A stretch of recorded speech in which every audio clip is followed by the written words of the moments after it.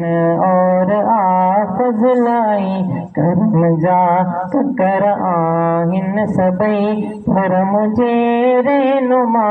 जो वसण और आशान वारा सभई संदन आहर अदा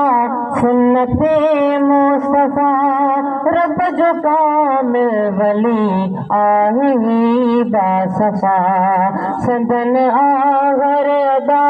सुन्नते मुस्तफा रब जो कामिल वली आही बासफा नाव अंदाज सब ने जहिन मो दिठा पर मुझे